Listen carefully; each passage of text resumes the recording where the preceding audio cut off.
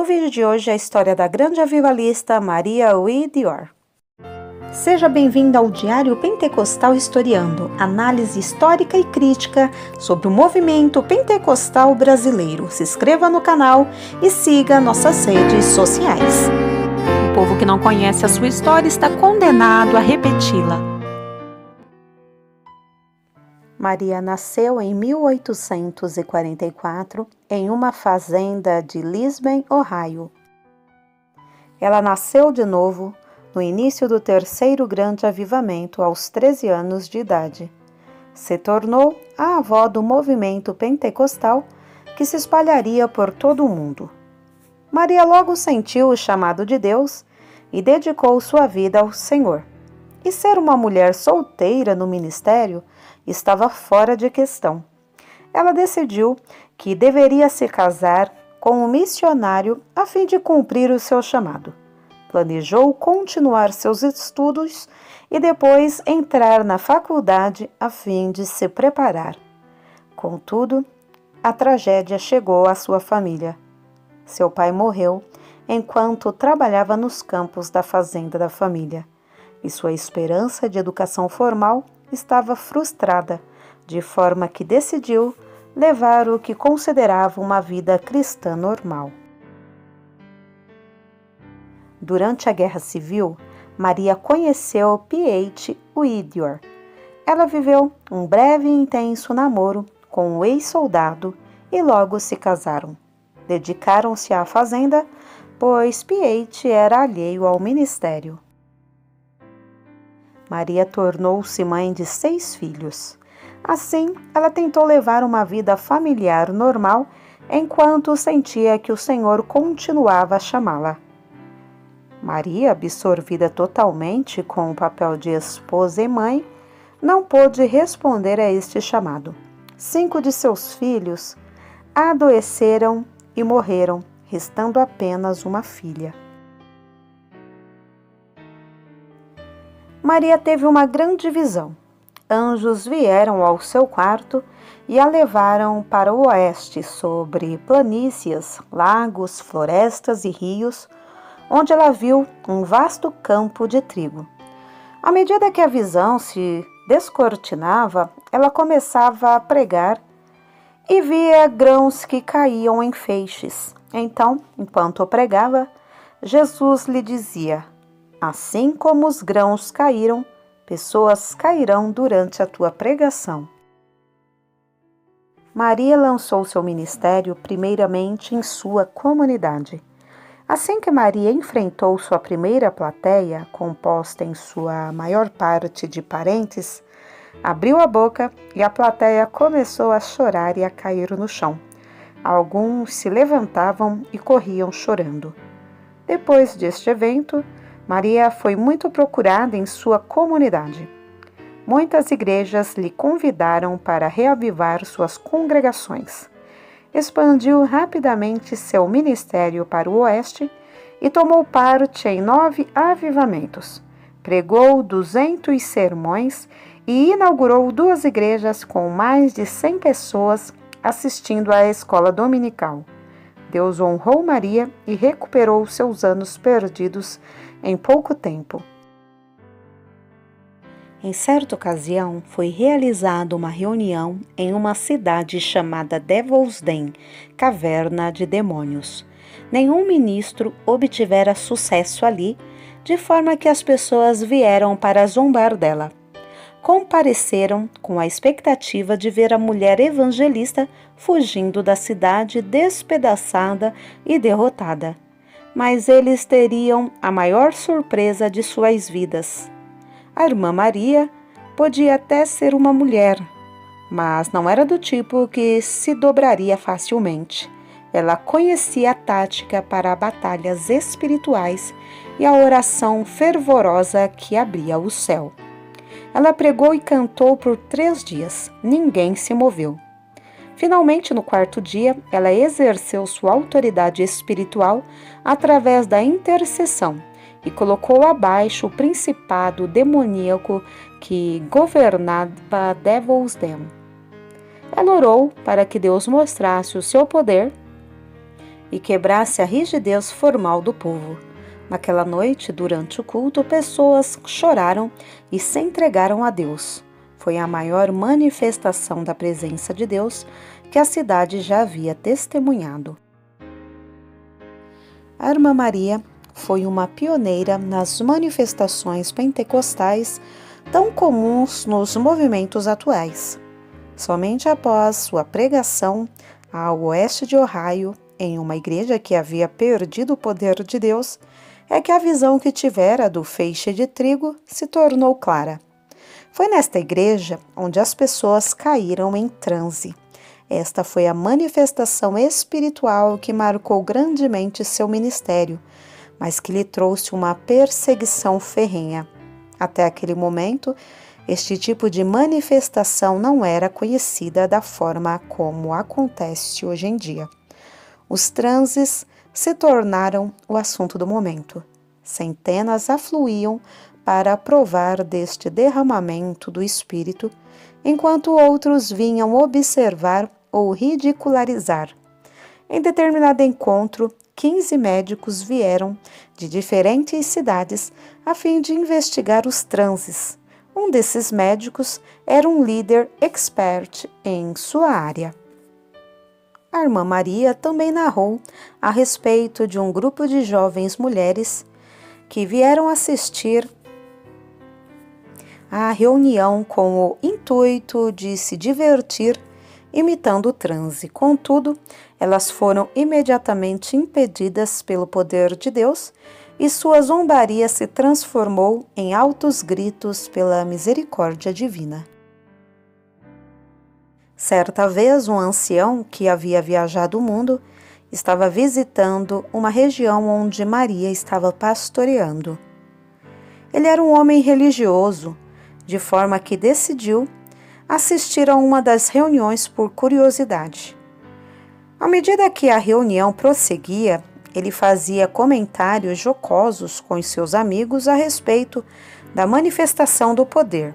Cheio de orgulho, o homem rumou para a plataforma a fim de investigar. Porém, antes que chegasse ao púlpito, foi jogado ao chão pelo poder de Deus e ali ficou deitado por mais de 2 horas. Enquanto neste estado, Deus mostrou a ele uma visão do céu e do inferno. Imaginando que teria de fazer uma escolha, imediatamente escolheu a Deus e nasceu de novo. Então, recobrou a consciência louvando a Deus.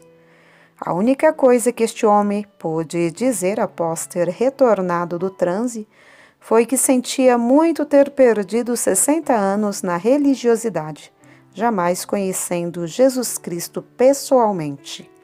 Mesmo assim, os jornais e os ministros descrentes avisaram outros para se manterem longe desses encontros. Diziam que estes encontros faziam as pessoas enlouquecerem. Apesar disso, milhares eram salvos, muitos derrubados, caindo como mortos, até mesmo a caminho de casa. Dizem que muitos também caíam pelo poder em suas casas e milhas de distância dos encontros. Quando a Irmã Maria chegou aos 40 anos de idade, já havia se tornado um fenômeno nacional. Algumas denominações reconheceram sua habilidade para reavivar igrejas mortas, atrair os não convertidos e criar um novo profundo caminhar com Deus. Médicos, advogados, bêbados e adúlteros, pessoas de todos os tipos, eram gloriosamente salvos e cheios do Espírito Santo em suas reuniões. Por causa de uma dessas reuniões, em 1885, a polícia afirmou que jamais havia presenciado tal mudança em uma cidade. A cidade estava tão pacífica que eles não tinham trabalho algum a fazer. O repórter de um jornal escreveu a respeito da Irmã Maria. Ela se aproxima das pessoas como garras que seguram a presa. Por algum poder sobrenatural, elas caem atordoadas e, quando estão no chão, ela aplica uma pressão hidráulica e bombeia toneladas da graça de Deus dentro delas. Por fim, o Senhor teria levado a irmã Maria a orar pelos doentes. Estudou a palavra e começou a pregar que a vontade de Deus é curar os enfermos. Logo, seria possível ver evangelismo e cura caminhando lado a lado à medida que milhares recebiam a Cristo como resultado dos testemunhos de cura. Certa feita, em uma das reuniões, uma multidão correu ao púlpito gritando: "O que devemos fazer?" Maria nos relata o restante da história. Eles foram ao chão pelo vento poderoso do Espírito de Deus, que soprou sobre os filhos de Deus, até que suas faces brilhassem como a de Estevão, quando os seus inimigos disseram que ele se parecia com um anjo. Muitos receberam dons, alguns para o ministério, outros para evangelismo, alguns para a cura, e centenas de pecadores receberam o dom da vida eterna. Em outra oportunidade, mais de 25.000 pessoas se reuniram para ouvir a irmã Maria. É bom lembrar que naqueles dias não existia o microfone. Maria escreveu dizendo que, mesmo antes de ela terminar o sermão, o poder de Deus caiu sobre a multidão e se apoderou de cerca de 500 pessoas à medida que iam ao chão. O ministério da irmã Maria foi marcado por inúmeras perseguições. Havia problemas em cada esquina, sem falar na pressão que era liderar uma quantidade tão grande de pessoas que experimentavam pela primeira vez as manifestações do Espírito em suas vidas. A irmã Maria era uma pastora casada com um homem infiel. Enquanto ministrava em sua cruzada polêmica na Califórnia, a infidelidade de seu marido veio à tona. A irmã Maria decidiu abandoná-lo e, enquanto durou a cruzada, ficaram em quartos separados. Por fim, após 26 tempestuosos anos de casamento, em janeiro de 1891, divorciaram-se. Depois, em menos de 1 ano e meio, P.H. Whittier casou-se novamente e publicamente difamou Maria e seu ministério.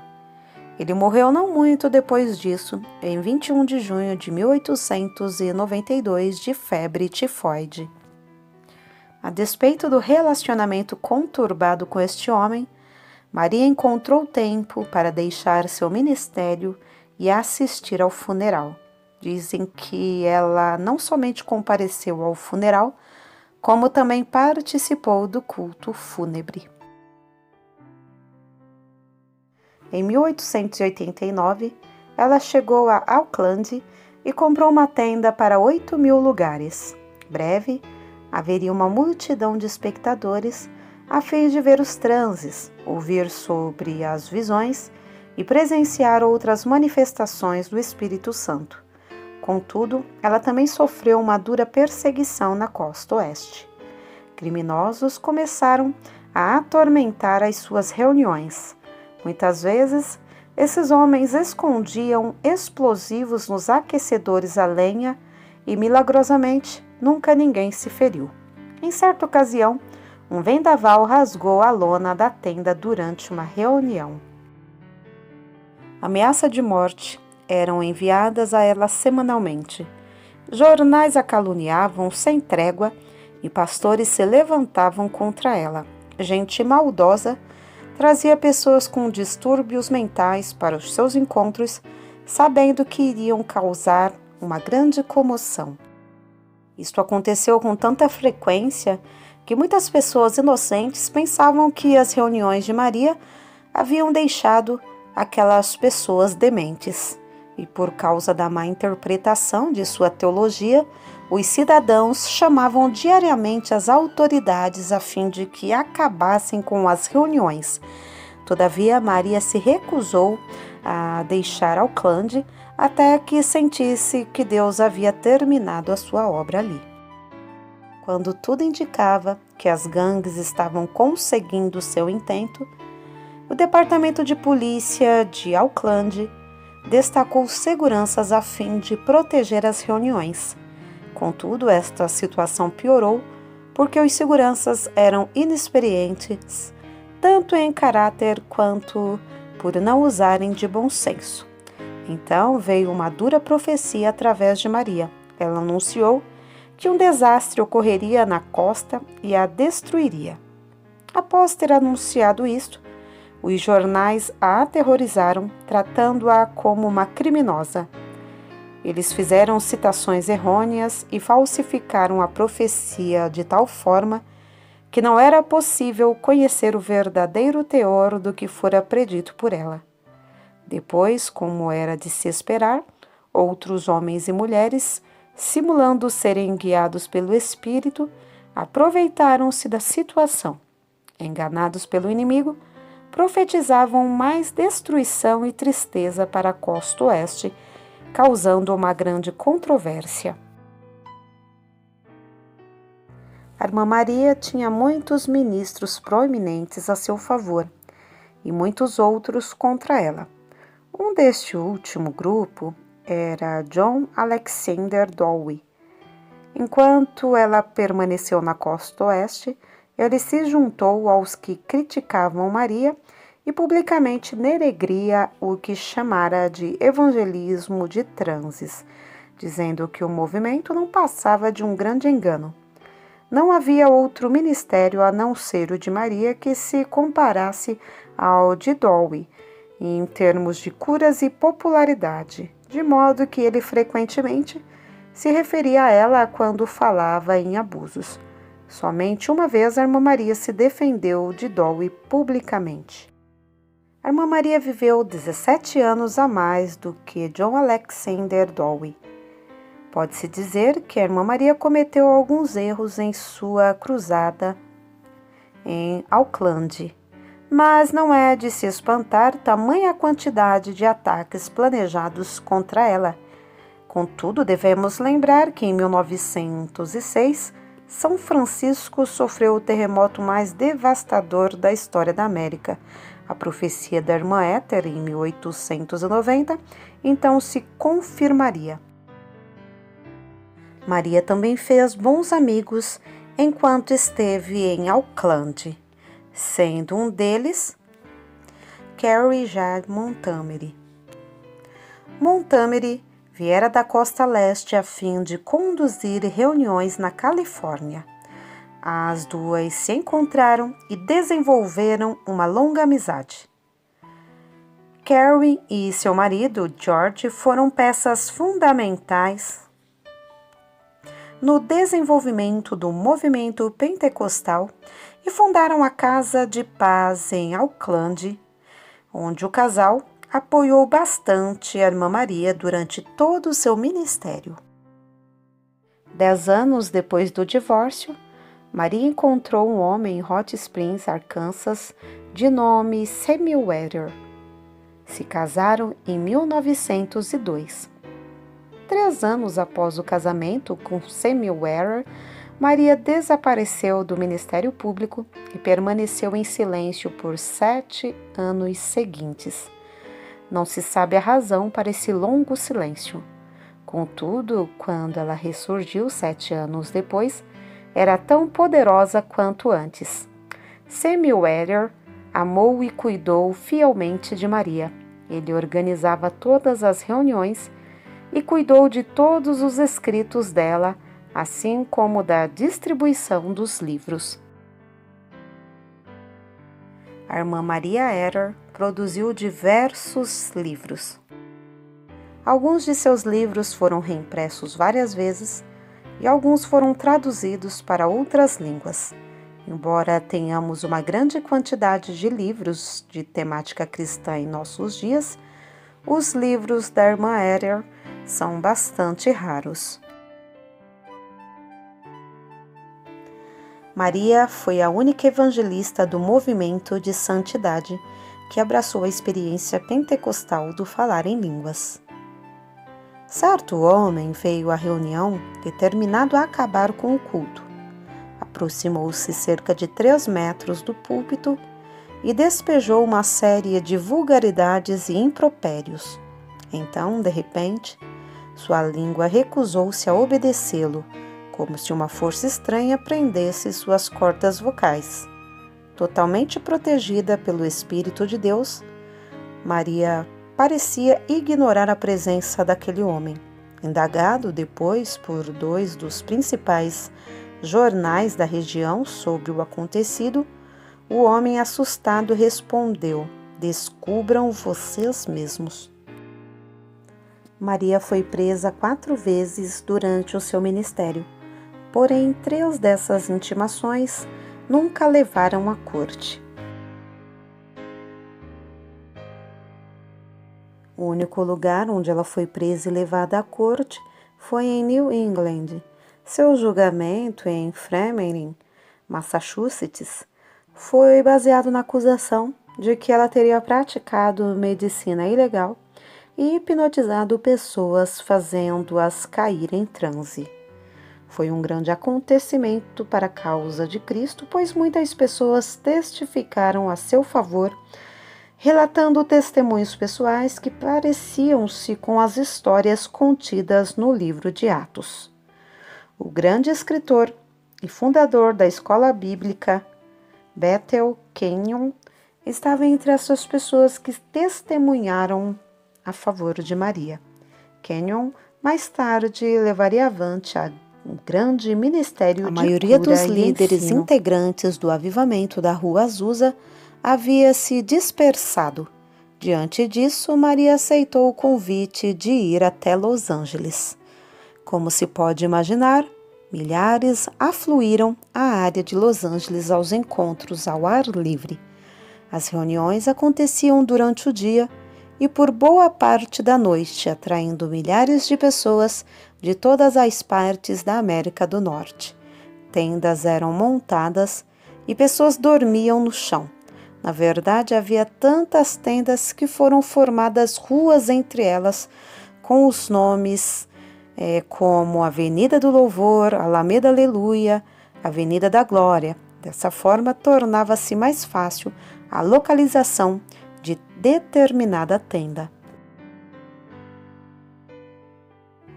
Encontro Mundial de Los Angeles em 1913. Ele também ficou conhecido como o evento que deu origem à primeira divisão do movimento pentecostal. Foi aqui que surgiu o debate em torno da doutrina só Jesus, unicismo ou o novo tema. Este ensinamento teve origem em John Shepp, um homem que passou a noite em oração durante os encontros. Shepp acreditava ter recebido algo novo a respeito do uso do nome de Jesus e correu o acampamento a fim de compartilhar isto com outras pessoas. Como resultado, as pessoas da costa oeste começaram a batizar apenas em nome de Jesus e eram informadas de que, se fossem batizadas na Trindade, teriam que ser batizadas de novo. Este pensamento dividiu o movimento pentecostal, produzindo uma das maiores rupturas já conhecidas nesta geração. Logo, o movimento pentecostal estaria dividido em outros grupos que enfatizavam uma série de doutrinas. A irmã Erer fez o possível para se manter fora destas controvérsias. Ela acreditava que o ponto mais importante era dizer aos pecadores que Jesus estava voltando através da pregação de sua palavra e com demonstração de sinais e prodígios. Ela sustentou melhor esta posição em um sermão intitulado "Não negligencie o dom que há em ti". Logo, a irmã Erer desenvolveria a política de pregar apenas em encontros que não tivessem doutrinas exageradas. Anos mais tarde, ela diria que o unicismo era a maior ilusão que o diabo já inventara. Compreensivelmente, a irmã Erer nutria um misto de emoções a respeito do encontro em Los Angeles. Ela foi apresentada como oradora principal e milhares vieram de toda a América para estar em seus encontros. Por causa das reuniões em Dallas e Los Angeles, a irmã Erer continuou a ser uma evangelista líder pelo resto de sua vida, embora gostasse da vida itinerante. Após 45 anos de ministério e pregar milhares de sermões de costa a costa, Deus teria falado com Maria a respeito da construção de um tabernáculo no oeste de Indianápolis. O tabernáculo foi um modelo para as igrejas pentecostais atuais. Ela construiu a igreja ao lado de sua casa e ministrou neste lugar pelos 6 últimos anos de sua vida. Naquela época, havia poucas igrejas grandes. Assim, em 1918, quando a irmã Heather começou uma igreja para 500 assentos, o tabernáculo foi consagrado em 19 de maio de 1918 e até o momento apenas uma mulher pôde superá-la na habilidade de construir igrejas. Esta mulher foi uma evangelista que imitou muito o estilo de Heather, Aimee Semple McPherson. No verão de 1924, com 80 anos sofrendo de gastrite e hidropsia, recebeu uma notícia que sua única filha, Lizzie, de 60 anos, morreu em um acidente de bonde. Agora, todos os familiares mais próximos de Maria tinham subido para estar com o Senhor. Mesmo estando com a sua saúde debilitada, ela encontrou forças para subir ao púlpito e conduzir o funeral. Ao fazê-lo, exortou o povo a ter fé em Deus e a olhar para o céu, não para a sepultura. Durante aquele ano, havia ocasiões em que a irmã Heather estava tão fraca que não podia andar. Mas isto não a impediu de pregar. Se não podia andar, designava alguém para carregá-la até o púlpito. Por fim, o tabernáculo presenteou-lhe com uma grande cadeira de madeira. Assim, quando ela se mostrava fraca demais para andar, alguns homens fortes transportavam a cadeira de madeira da igreja para sua casa, colocavam-na no assento e levavam-na de volta para a igreja. No minuto em que seus pés tocavam a plataforma, o Espírito de Deus fazia com que se pusesse de pé e andasse por toda ela, pregando e ministrando no poder sobrenatural de Deus. Centenas puderam testemunhar o quanto ela estava fraca antes e quão incrivelmente forte se tornava depois. Ao fim do culto, os homens colocavam-na de volta na cadeira e a carregavam para sua casa. 3 semanas antes de morrer, o Senhor revelou a Maria que era questão de dias a sua partida para receber o seu galardão. O fim de Maria Whittier Heather veio calmamente, à medida que mergulhava em um profundo sono. Antes que a irmã Maria Heather fosse ao encontro do Senhor, com a idade de 80 anos, ela enterrou todos os 6 filhos e seus 2 maridos. Pregou milhares de sermões de costa a costa, manteve-se vencedora sobre gangues e ministros corruptos, foi pioneira no ministério feminino e manifestou firmemente o poder do Espírito Santo com sinais poderosos e maravilhas. Ela não tinha formação, não se importava com aulas de seminário e não perdeu tempo em explicar o modo como Deus agia. Ela pregou um evangelho bem simples, se ofereceu totalmente a ele e teve fé para ver os sinais e maravilhas. A única paixão de Maria era ver o evangelho avivado e presenciar pessoas sendo dirigidas pelo Espírito. Ela pregou muitas vezes com lágrimas rolando pela face, implorando para que as pessoas se chegassem a Cristo. Suas reuniões e ensinamentos serviram de base para o surgimento de muitas denominações pentecostais, incluindo as Assembleias de Deus, Evangelho Quadrangular e outras denominações similares.